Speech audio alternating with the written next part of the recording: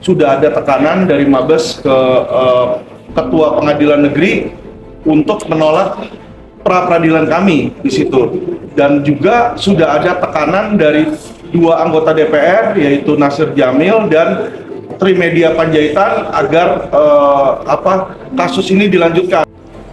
Sidang pra-peradilan kasus hukum tindak pidana pencucian uang Abdussalam Panji Gumilang hari ini Senin 13 Mei 2024 kembali digelar.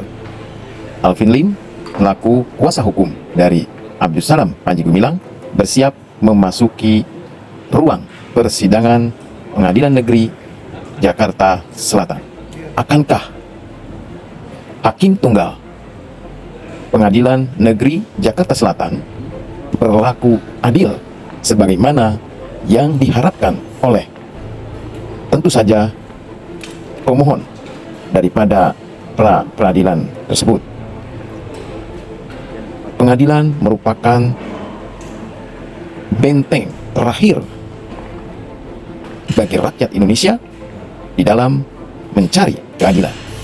Apabila para hakim yang ada di pengadilan dan merupakan wakil Tuhan ini tidak amanah di dalam melaksanakan kewenangannya, maka pupuslah sudah harapan masyarakat Indonesia untuk memperoleh keadilan di pengadilan. Dan tahap mereka berikutnya adalah pemberkasan untuk mengirimkan ke kejaksaan. Besok kan sudah mau kondisi. Betul. Iya, kalau dari kuasa hukum pede nggak? Gini ya, saya menerima informasi karena kita nih lawyer kan banyak kenalan ya, banyak orang-orang dalam.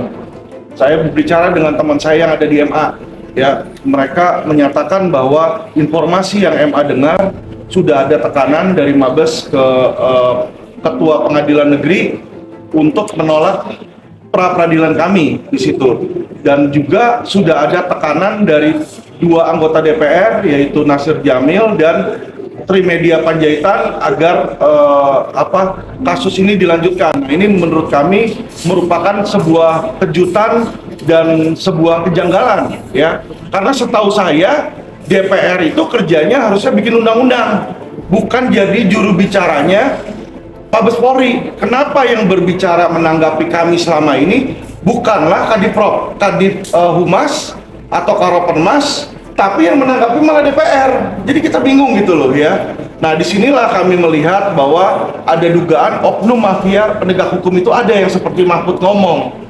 Ya karena aneh gitu loh Pak. Iya dong. Kita tahu kan tupoksinya DPR itu apa. Ya kan nggak ada kok dari masyarakat yang meminta Panji Gumilang untuk dikriminalisasi atau diproses hukum, tuh nggak ada. Dan kalau masyarakat ketahui bahwa pelapor awal pun yang melaporkan Panji Gumilang atau Pondok Pesantren Al Zaitun sudah mencabut laporannya. Ya, jadi tidak ada lagi pelapor di sini. Yang berjalan ini cuma polisi, di belakangnya di-backingin sama oknum pemerintah. Itu yang kami lihat, dan yang aneh itu kenapa kok yang berbicara itu yang mencoba membela diri, membela polisi itu adalah DPR. Ini yang kami bingung. Ya, apakah ada kepentingan dari DPR ataukah ada titipan dari DPR? Ini yang kita nggak tahu Pak. Ya, tapi hal tersebut buat kami sangatlah janggal. Tapi seperti yang kami lihat, kami tidak mau mendahului keputusan pengadilan.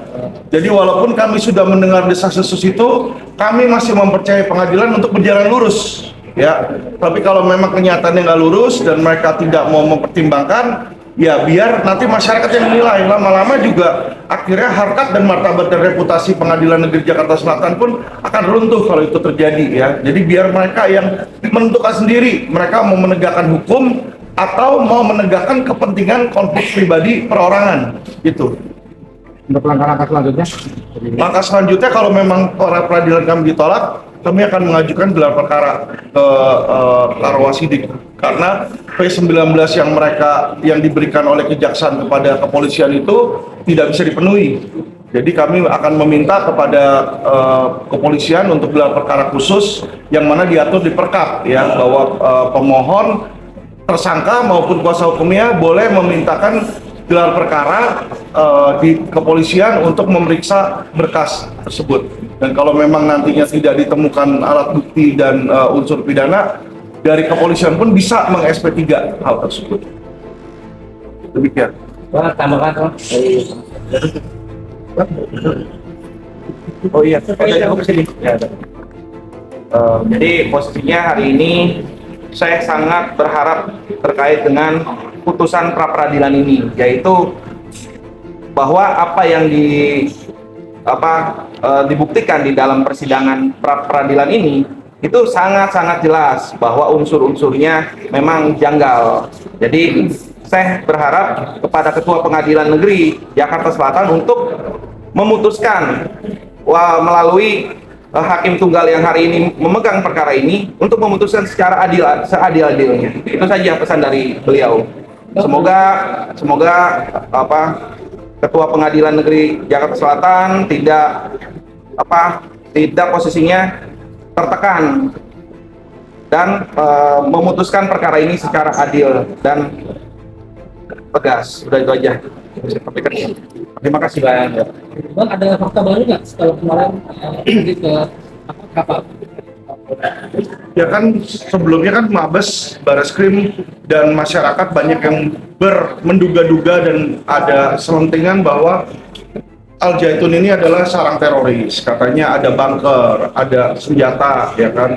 Tentu saya sebagai kuasa hukum ketika menerima kuasa nggak bisa menerima itu aja, tapi saya mau melihat sendiri dengan mata kepala saya, benarkah di lokasi tersebut ada bunker, ada senjata. Jadi kami keliling-keliling semua tempat di sana dan tidak melihat hal tersebut gitu loh. Jadi supaya jangan menjadi fitnah bagi masyarakat dan bagi pemerintah, ya Al Zaitun pun membuka pintu mereka ya kepada pemerintah atau pejabat yang masih meragukan, silakan datang dan melihat sendiri, ya kan, apakah mereka menemukan di sana senjata ataukah ada pelatihan militan, ya itu tidak ada. Yang dilakukan di sana adalah pusat pendidikan dan kewirausahaan, ya. Jadi saya melihat sendiri bagaimana mereka beternak ayam, mau coba ngambil ikan di situ, ya. Untuk apa? Untuk swasembada makan dan pangan, yang mana itu sudah dicanangkan oleh Presiden Jokowi dan calon Presiden Prabowo di situ. Jadi saya melihat yang dilakukan oleh Panji Gumilang ini adalah hanya satu, yaitu mendukung program pemerintah. Jadi kalau orang yang seperti ini dikriminalisasi, saya akan bingung bagaimana orang Indonesia bisa berkreativitas dan nantinya bisa ikut serta kontribusi dalam program pemerintah kalau itu terjadi. Ya, jadi seharusnya orang seperti Panji Gumilang itu diberikan penghargaan, bukan malah di shutdown, dipenjarakan, dikriminalisasi, dirampas aset-asetnya sehingga pondok pesantren itu nantinya misalnya harus tutup. Kan kasihan, yang rugi itu adalah masyarakat dan santri-santri di daerah Indramayu. Apakah itu dipikirkan oleh Mabes Polri? Tidak. Mereka cuma peduli ngambil uangnya, ngerampas uangnya di sana, ya kan, penjarain orang. Ya, jadi itulah hukum itu dilakukan bukan dengan asas manfaat dan asas keadilan, tetapi asas konflik kepentingan dan kekuasaan. Nah, disinilah kami sangat sayangkan. Ya, satu lagi tambahan. Jadi kemarin kami berdua sudah mengunjungi Pondok Pesantren Mahad Al Zaitun dan disampaikan juga bahwa baru kali ini di tahun 2024 itu pajak naik sampai 1.470 sekian persen. 1.400 loh. Yang awalnya hanya 220 sekian juta menjadi 3,6 miliar. Luar biasa. Ini pajak bisa naik seperti ini ke pusat pendidikan yang mana ada 3 undang-undang perpajakan yang dilanggar, yaitu pusat pendidikan itu tidak dikenakan pajak, ini kena pajak 1.400%. Luar biasa, sangat-sangat memberatkan. Dan izin-izin yang dihambat oleh Bupati Indramayu sangat banyak, seperti galangan kapal. Sampai hari ini PPG-nya untuk pembuatan kapal itu sama dihambat.